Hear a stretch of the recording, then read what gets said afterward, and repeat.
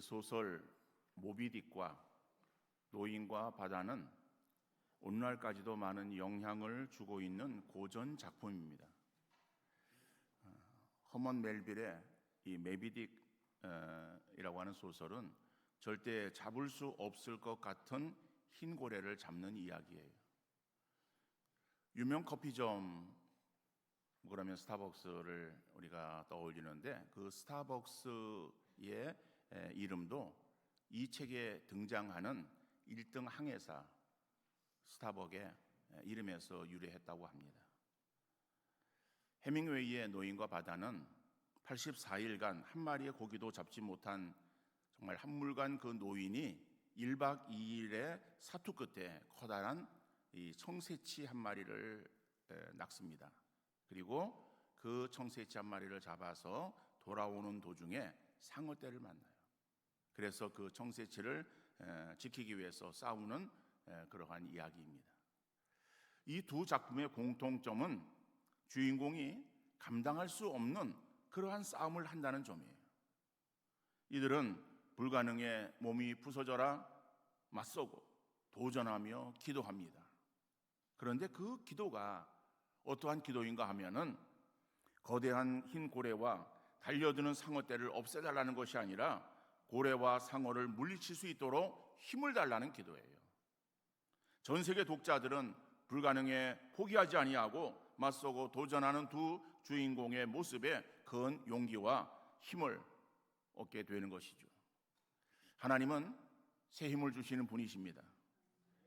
우리가 기도할 때에 우리에게 문제와 맞서 싸울 새 힘을 주시는 하나님이시다라고 하는 거예요.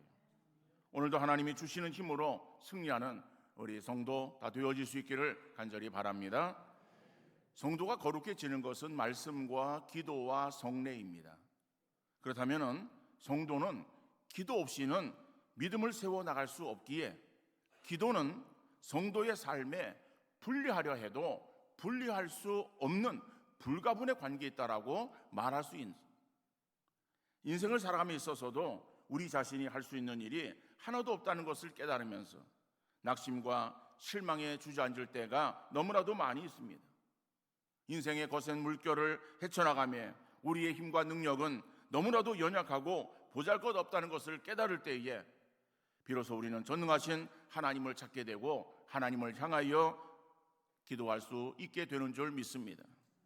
어려움 가운데 내 힘으로 버티고 해결하려고 발버둥 치다가 안 된다라고 포기하는 가운데에 겨우 하나님을 찾는 그러한 사람은 어리석은 사람이라고 말할 수 있어요. 그러나 어떠한 경우에도 깨닫지 못하고 하나님을 찾지 못한다면, 기도하지 못한다면 그 사람은 믿음이 없는 사람이에요. 그러나 지혜롭고 성숙한 믿음의 사람은 자신의 한계를 깨닫고 하나님을 찾아 믿음으로 기도하는 줄 믿습니다. 오늘 이사야 56장 7절은 이렇게 말씀하고 있습니다. 내가 곧 그들을 나의 성산으로 인도하여 기도하는 내 집에서 그들을 기쁘게 할 것이며 그들의 번제와 희생을 나의 제단에서 기꺼이 받게 되리니 이는 내 집은 만민이 기도하는 집이라 일컬음이 될 것임이라. 여러분, 예수님께서 성전에 들어가셨을 때에 목격하신 그러한 그 모습은 하나님께 온전한 제사와 기도가 드려지는 그러한 성전의 모습이 아니었습니다. 물건을 사고 파느라 정신이 없는 지장터와 같은 그러한 곳이었습니다. 이것을 보시고 예수님께서는 그들을 내쫓으시며 이사야서의 말씀을 인용하고 계시는 거예요. 그리고 내 집은 만민이 기도하는 집이라고 말씀을 하신 것입니다.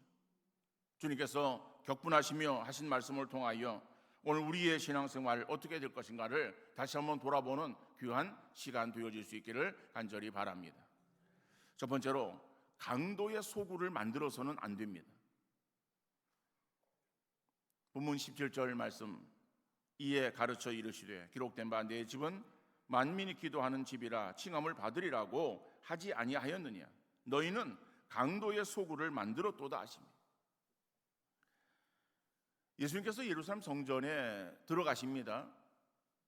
성전에 들어가셨을 때에 성전에서 제사를 드리고 기도하는 그러한 성전 본연의 모습을 이루어야 됨에도 불구하고 성전은 장사하는 사람들로 인해서 결국에 인산인해를 이루었고 난장판이 되어버리고 말았던 거예요. 우리가 잘 알고 있는 대로 성전이 어떠한 역할을 감당했는가 하면은 성전은 죄인이 하나님을 만나는 곳이에요. 우리 죄인은 죄로 인해서 하나님 관계가 단절되었습니다. 그래서 죄인이 하나님께 나갈 수 없고 하나님 만날 수 없어요. 그러한 죄인을 하나님께서 특별히 만날 수 있는 그러한 길을 허락하셨어요. 그 길이 바로 제사입니다. 제사에 드려지는 제물은 정결한 짐승의 희생이었어요. 그 정결한 짐승을 나를 대신하는 그러한 제물로 삼아서 하나님께 드릴 때에 그 동물의 죽음을 내가 죄로 인해서 주가 되는 나의 죽음으로 하나님께서 인정하셨고, 그리고 죽은 동물이 뿌려지는 그 피가 내가 그렇게 죽어 뿌려져야 될 그러한 피로 하나님께서 인정하셔서 그 동물의 제사를 하나님이 받으시고, 그리고 내 죄를 사해 주심으로 내가 하나님을 만나고 하나님과의 하나가 되어지는 그러한 관계를 형성하게 되어진 것입니다. 그래서 이 성전이라고 하는 것은 하나님을 만날 수 있는, 그래서 제사를 통해서 하나님 만나고 기도로 하나님을 만날 수 있는 그러한 아주 귀한 곳이고, 그래서 이스라엘 백성들에게 있어서의 이 성전은 그들의 신앙의 중심이요 신앙 공동체의 구심점이 되었던 것입니다. 근데 물론 이 성전과 성전의 제사는 영원한 것이 아니었어요. 하나의 예표였습니다. 어떤 것이 예표였는가 하면은 오실 메시아 예수 그리스도에 대한 예표였다는 것이죠. 그러니까 구약의 제사가 그 제사 자체로는 완전했습니다. 그러지만은 그것의 유효성은 단회성이라고 하는 거예요. 내가 죄를 지었어요. 그래서 지은 죄, 그 죄를 가지고 용서받기 위해서 하나님께 제사를 드릴 때에 제물로 드려지는 그러한 그 제물과 그 제사, 그것을 하나님 받으시고, 그리고 나의 그 죄, 내가 고백하고 내가 정말 사함받기 위해서 드린 그 제사의 그 죄, 그것은 용서 받았지만 더 이상의 어떠한 효력이 그 동물의 제사에서 나타나지는 않았다는 거예요. 자, 그러니까는 제사 자체로서는 완전하지만은 그런 효력면에 있어서의 불완전했던 그러한 그 제사, 이것은 결국 예수 그리스도의 십자가의 대속의 죽음에 대한 하나의 예표였었다. 그리고 예수님이 오셔서 십자가에서 구원을 완성하셨어요. 누구든지 예수 그리스도의 그 보혈을 믿으면은 우리의 모든 죄가 씻겨지는데, 그 죄는 우리의 모든 죄가, 그리고 시간도 영원토록 유효한 그러한 사함을 얻게 되어지는 것이죠. 그래서 그 예수 그리스도의 그러한 십자가의 죽음으로 인해서 사실은 성전의 의미가 사라지게 되어졌어요.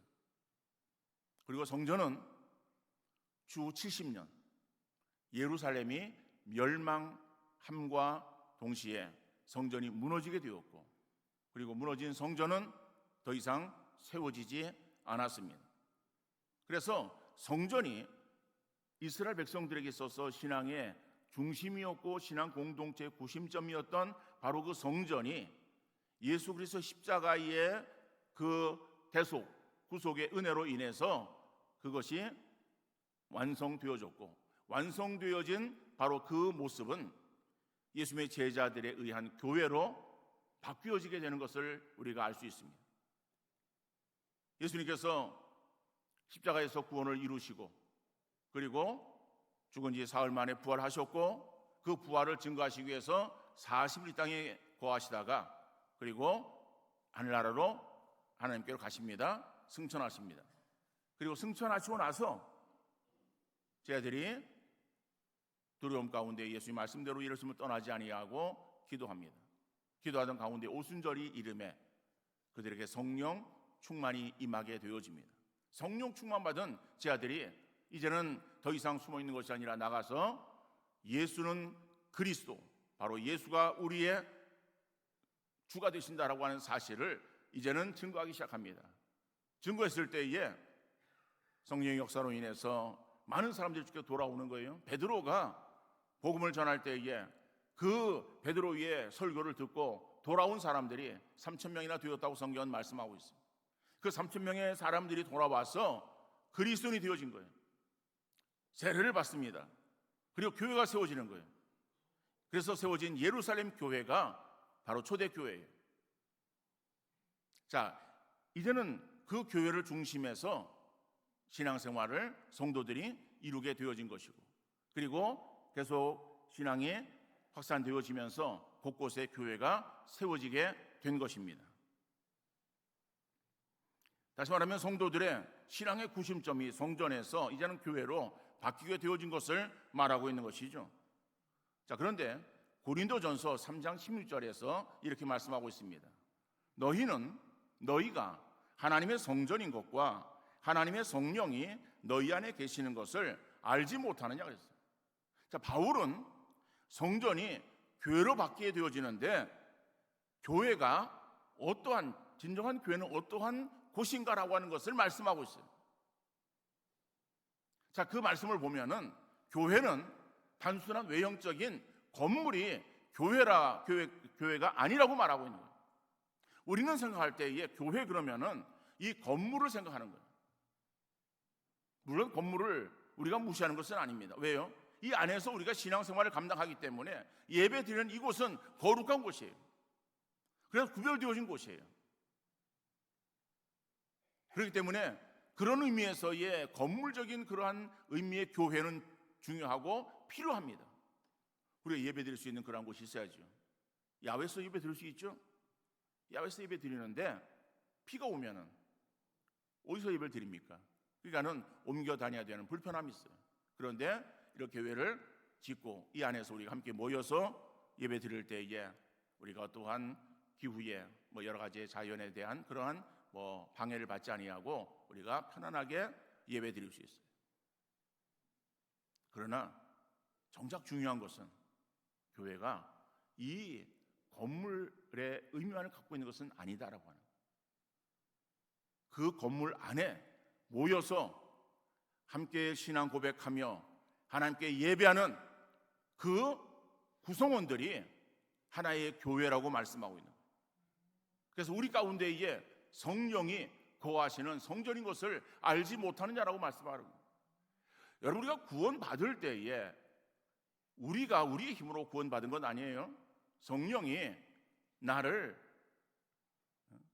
백정하시사 그리고 내 안에 거하시고 나로 하여금 하나님 말씀을 듣고 그리고 내가 예수가 나의 주이심을 고백하는 믿음을 갖게 하시고 그 믿음으로 하나님 우리를 하나님의 자녀로 인쳐 주셨습니다. 그러니까 이미 구원받은 우리 성도들은 우리 안에 성령이 거하시는, 그래서 우리가 성령이 거하시는 성전 되었다라고 하는 거예요. 다시 말하면은 우리에게 있어서 정말 주님이 내 안에 살아서 역사하고 나를 주장하시는 내가 주님의 그러한 몸된 교회라고 하는 것을 우리에게 말씀하고 있는 거예요. 그렇다면 우리가 교회를 생각할 때에 우리가 늘 어떤 건물적인 그런 의미만을 생각하는 것이 아니라 그 안에서 신앙생활을 행하고 있는 우리 성도들의 나 자신의 신앙의 모습을 돌아보며 교회가 교회에 다워져야 된다라고 하는 그러한 그 외침에 우리가 건물만을 바라보는 것이 아니라 그 안에 신앙생활을 행하고 있는 나의 모습이 정말 하나님께 찾으시고 하나님이 원하시는 그러한 교회로서의 모습을 이루고 있는가를 한번 돌아보는 여러분들 되어질 수 있기를 간절히 바랍니다. 우리가 교회 되었는데 교회 되어진 나의 모습이 혹시 강도의 소굴로 바뀌어져 있는 것은 아닌가? 오늘 본문 15절 말씀에 보면은 예수께서 성전에 들어가사 성전 안에서 매매하는 자들을 내쫓으시며 돈 바꾸는 자들의 상과 비둘기 파는 자들의 의자를 둘러부시며 그랬어요. 강도의 소굴을 만들었다는 것은 성전을 장사하는 곳으로 만들었다, 바꾸었다라고 하는 의미의 말이에요. 우리 성도들의 신앙생활이 있어서 장사 속으로 신앙생활을 해서는 안 된다라고 하는 것을 말하는 것이죠. 장사함으로 자기의 이익을 남기듯이 신앙생활의 목적을 자기 이익을 취하거나 자기 이름을 내기 위한 것이 되어서는 안 된다라고 합니다. 자기 편의에 따라서 자기 하고 싶은 대로 행하는 것이 신앙생활이 아니라고 하는 것입니다. 여러분, 장사하는 사람들이나 정치하는 사람들의 특성은 많은 사람들을 요구하기 때문에 자기 상호와 이름을 내기 위해서 큰 교회를 찾아서 등록합니다. 큰 교회를 선택하고 그래서 그것이 좋고 좋다 나쁘다 이것을 제가 지금 논하는 것이 아닙니다. 여러분, 우리가 하나님의 교회 되었는데 교회 되어진 우리가 함께 모여서 신앙생활 행하는 그 교회는 정말 우리가 그 안에서 온전한 신앙생활을 행할 수 있는 그러한 곳이 되어야 된다.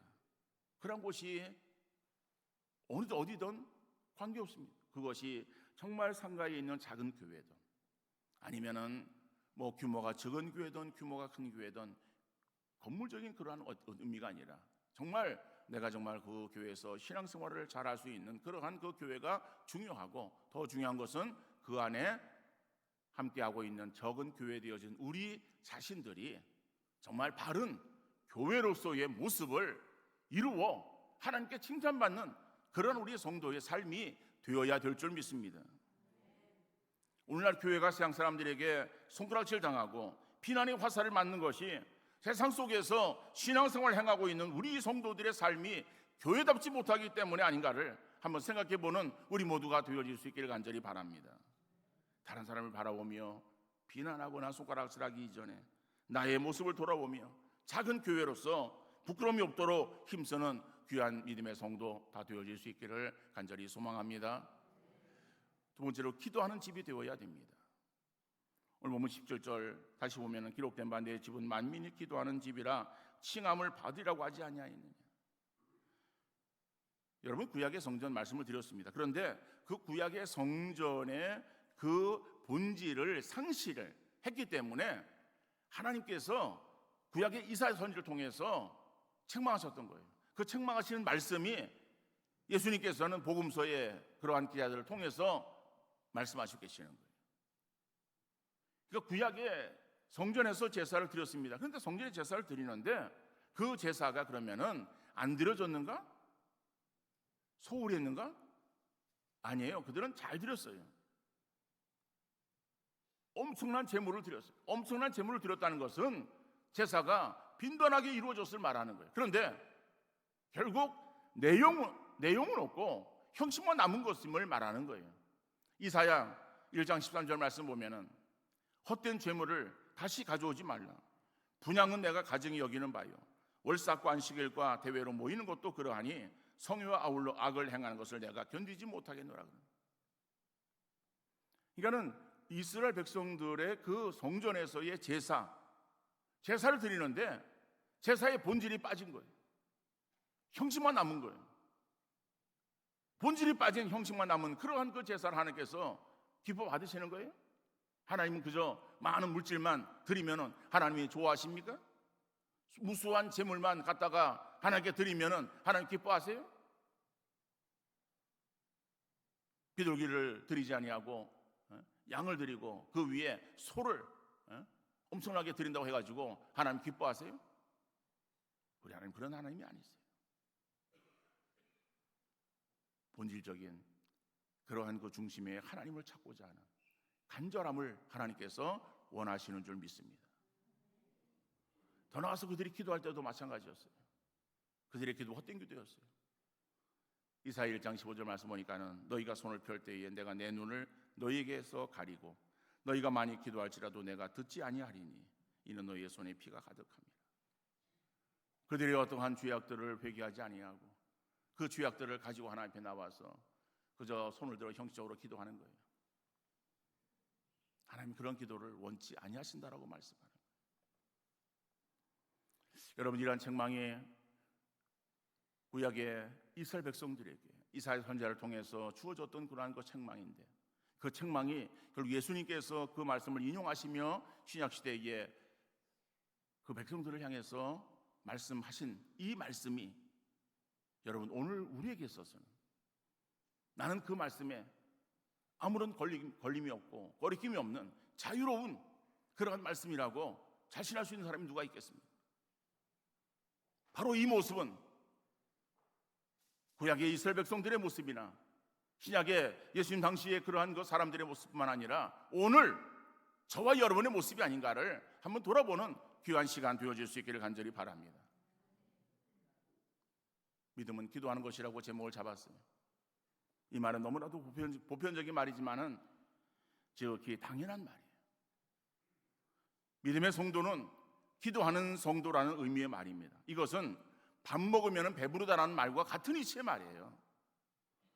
사람들이 하루 세 끼 밥 먹는 거 특별한 건 아니지 않습니까? 살아있는 생물은 활동하면서 배고픔을 느껴요. 배고픔을 느끼면 자연히 음식을 찾는 거예요. 음식을 찾아서 음식을 먹는 거예요. 여러분, 성도의 신앙생활에 있어서 가장 기본적인 것은 말씀과 기도입니다. 믿음의 성도는 당연히 기도해야 되는데 자연스러운 것을 특별하게 말해야 되는 현실이 참으로 안타깝다라고 하는 생각이 든다는 것이죠. 당연한 것을 당연히 여기는 그런 우리 성도들 다 되어질 수 있기를 간절히 바랍니다. 사실 오늘의 시대를 소통의 부재를 언급하고 있습니다. 사람들이 개인화되어지고 이기주의적인 생각 속에서 다른 사람들을 배려하고 살피기보다는 자기만을 생각하며 자기 만족만을 추구하며 다른 사람들을 이해하거나 형편을 고려하려 들지 않아요. 그러다 보니까는 점점 대화가 끊어지고 각자의 생각 속에서 오해만 커지고 있어요. 이러한 사회 현상 속에서 사람들은 너나 할 것 없이 소통을 말하고 있습니다. 물론 사람과의 소통 필요합니다. 소통의 창구를 만들어서 서로 대화해서 그래서 오해가 없고 정말 서로가 이해하는 그러한 그 사회를 만들어가는 거 필요합니다. 그러나 정말 정작 중요한 것은 사람과의 소통이 끊어지는 것을 안타까워하면서도 하나님과의 소통이 끊어짐에 대해서는 아무런 느낌 없이 살아가는 오늘 우리의 모습을 통탄히 여겨야 되지 않겠습니까? 여러분, 사람과 소통을 우리가 이루기 전에 하나님과의 소통의 창구를 개설하는 여러분들 되어질 수 있기를 바랍니다. 하나님은 우리의 기도 소리를 듣기를 원하십니다. 사단은 영적으로 믿는 자라도 넘어뜨리려고 미혹하고 있어요. 그러므로 영적 견고한 진리를 구축하기 위해서라도 자신을 돌아오며 기도해야 될 줄로 믿습니다. 우리 교회는 외형적으로 아름답고 또 견고하게 잘 지어졌어요. 그래서 건축하고자 하는 다른 교회들도 와서 견학을 합니다. 여러분, 그렇다면 오늘 우리가 이 교회 안에서 신앙생활을 하고 있는 우리 자신들 생각할 때에 우리의 영적 건축물의 상태는 어떤가? 눈에 보이는 외형적인 교회는 아름다운데 영적 교회인 우리 성도들의 신앙의 건축이 허술해서 순식간에 무너져 버린다면 하나님 앞에 책망받을 수밖에 없을 거예요. 그러므로 우리의 내적 신앙의 견고함을 이루기 위해서라도 잘못되고 부정한 것을 회개하며 영적 풍성함을 이루기 위해서 기도해야 될 때인 줄 믿습니다. 떠나서 우리 주변에 기도가 필요한 이웃들이 많이 있습니다. 영적으로 나약한 심령들, 곤고한 사람들, 각종 어려움을 당하고 있는 우리의 이웃들이 많이 있습니다. 이들을 위해서 누가 기도해 줄 수 있겠습니까? 많은 사람들이 일어나지 못하고 주저앉은 상태에서 도움의 손길을 필요로 하고 있어요. 여러분, 기도하지 않으면 말이 많아져요. 이 사람이 저렇대, 그 사람이 그렇대. 서로 말을 행하는 거예요. 그러다 보면 그 말이 보태져서 걷잡을 수 없는 그런 말로 바뀌어지는 거예요. 결국에 그런 말들은 어려움을 당하고 있는 당사자에게는 치명적인 독이 되어지는 거예요. 그러니까 우리가 다른 사람의 어떠한 이야기들의 귀를 기울여 관심을 갖기 이전에 기도하는 성도들 되어질 수 있기를 바랍니다. 다른 사람과 이야기를 나누기 전에 하나님께 간구하고 하나님께 기도하는 그러한 성도 되어질 수 있기를 간절히 바랍니다. 그럴 때 하나님께서 우리의 기도를 들으시는 거예요. 다른 사람이 우리의 기도를 들어줍니까? 다른 사람이 우리의 기도를 들어주는 것이 아니라 서로가 자기의 생각이 보태지는 엉뚱한 이야기만 난무하는 그러한 그 난장판이 되어버리고 마는 거예요. 여러분, 교회는 난장판이 되어서는 안 되고 정말 하나님께 기도함으로 인해서 하나님께서 응답하시는 응답의 역사가 일어나는 바로 그러한 것이 되어야 되지 않겠습니까? 그러기 위해서 우리가 더욱더 어떻게 해요? 기도해야 되는 거예요. 올 한 해 교회가 전도의 비전을 가지고 나아가고 있습니다. 여러분, 전도는 구호로 이루어지는 것이 아닙니다. 우리가 아무리 소리를 치고 전도하자고 해도 전도가 되어집니까? 전도는 말로 되는 것 아니에요. 하나님의 도우심과 인도하심이 함께 해야 될 줄로 믿습니다. 그렇다면 우리 각자 성령 충만을 위해서 기도하고 전도의 모든 것을 하나님께 이루시도록 맡기며 하나님의 은혜를 구하는 기도가 있어야 될 줄로 믿습니다. 우리 교회 모든 중직자들을 위시해서 기도의 짐을 함께 지고 나갈 수 있기를 바랍니다. 그래서 80 기도회를 제가 주보에 실었습니다. 8시부터 10시까지 기도합시다. 함께 기도합시다. 시작 시간은 다를 수 있고 또 기도의 어떤 시간이 서로 다를 수 있어도, 그러나 우리가 정말 같은 마음으로 기도할 때에 그 기도의 메아리는 하늘 보자 움직일 것이고 하나님께로부터 주어지는 놀라운 역사를 우리가 체험하는 복된 은총이 있게 되어질 줄로 믿습니다. 저는 작년 11월부터 매일 밤 10시부터 12시까지 강단에서 기도하고 있습니다. 전도 행사 끝나는 올 주3, 4주일까지 계속 기도하려고 생각하고 있습니다. 철야 기도는 못합니다. 밤을 새워서 기도, 그거는 체력적으로 안 되고 또 주간에 계속 어떤 일을 해야 되기 때문에 그래서 철야는 못하고 10시부터 12시까지 강단에서 기도하고, 그리고 강단 옆에서 4시까지 좀 잠을 잡니다. 자고 4시 좀 지나면은 일어나서 목양실로 내려가서 준비하고 그리고 새벽 기도에 참여합니다. 지금까지 이렇게 한 5개월 정도를 지나왔습니다. 앞으로 11월 셋째 주까지 계속 진행하려고 하는데, 여러분, 우리 성도님들도 기도하는 일에 함께 참여하고 함께 동참하는 역사가 있어질 수 있기를 바랍니다. 여러분들에게 있어서 또 밑에서 처리하라 그런 얘기는 아니에요. 그러나 우리가 기도할 수 있는 시간에 교회에 정말 나와서 함께 기도하는 것, 이것은 하나님이 원하시는 것이고 우리 성도들의 당연한 그러한 일이 아니겠는가. 이 일에 우리 중직자뿐 아니라 우리 저희들도 함께 동참하는 역사가 있어질 수 있기를 간절히 바랍니다. 여러분, 시간을 내서 나와야 되는 거예요. 힘을 써야 되는 거예요. 모든 일에 있어서 자연적으로 저절로 되어지는 것은 없습니다.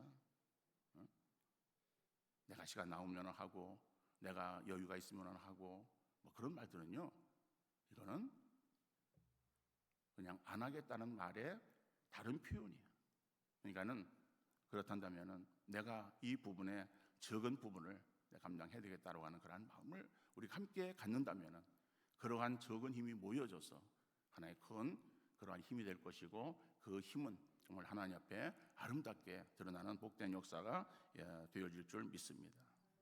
우리가 영적 무장해야 돼요. 마지막 때에 우리가 무장해 그러한 그 힘을 얻기 위해서 기도해야 되고, 이웃들을 돌아오면서 연약한 그러한 그 사람들, 우리가 말로만 우리가 그들을 위해서 우리가 사랑합시다라고 하는 말로만 하는 것이 아니라 정말 그 사랑의 한 방편으로 다른 걸로 우리가 그들을 어떻게 도울 수 있겠어요? 그러나 우리가 가장 중요한 무기는 하나님께 기도하는 거예요. 그들을 위해서 하나님께 기도하면은 하나님께서 그들을 만져주시면은 정말 그들이 평안함 가운데에 신앙생활을 감당하고 또 함께 정말 아름다운 그런 신앙 공동체 우리가 만들어 갈 수 있지 않겠습니까? 교회가 교회다워져야 되는 거 우리의 찬송 제목으로만 그쳐서는 안 될 줄 믿습니다. 하나님이 원하시는 온전한 교회를 이루어가기 위해서 함께 기도에 동력하는 모든 재직, 모든 성도 다 되어질 수 있기를 주님 이름으로 축원합니다. 걸어가시고